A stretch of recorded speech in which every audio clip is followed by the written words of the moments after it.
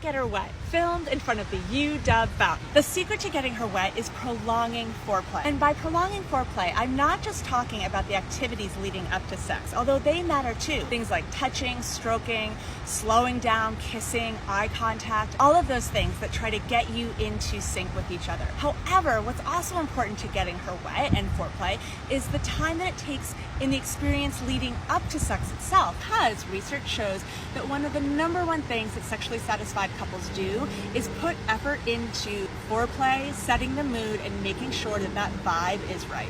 I'm a sex professor, and today I'm sharing my top 10 personal turn-ons. Number 1 is foreplay that begins not the few minutes before sex, but in the entire week leading up and includes lots of compliments and flirting. Number 2 is lots of non-sexual types of physical touch. The more cuddling and hand-holding and hugging there is during the week, the more in the mood I am for sexual intimacy. If my partner, I feel like, only wants to touch me when we're about to have sex, that's kind of a turn-off. Number 3 is when my partner genuinely listens to me, wants to know what I have to say, and wants to know what my perspective is on any given type of situation or topic. Number 4 is when my partner really tunes into my behavioral cues and can tell kind of what I'm looking for or what I want or what I'm responding to simply by how I'm moving. Number 5, oysters, champagne, chocolate. It's science, people. Number 6 is when my husband fills my tank all the way up. Get your mind out of the gutter. I'm talking about my car here. I'm all about those acts of service. Number 7 is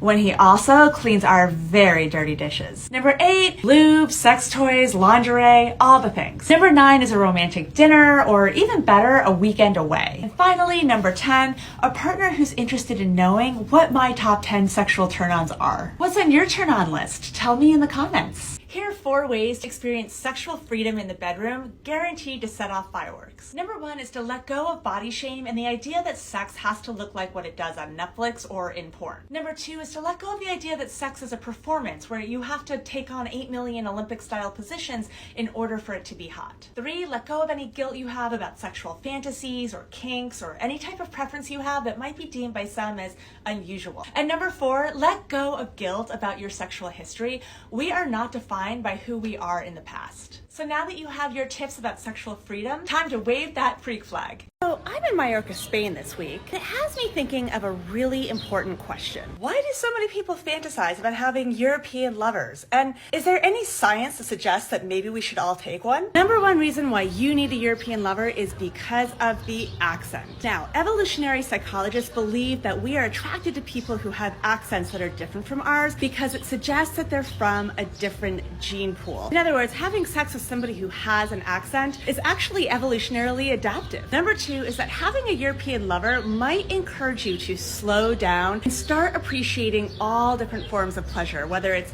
an incredible meal, a bottle of wine, art, architecture, or sex. Because when it comes to all different types of pleasure, learning to slow down and savor those moments will pay dividends in the bedroom. And number 3, of course, is just the novelty.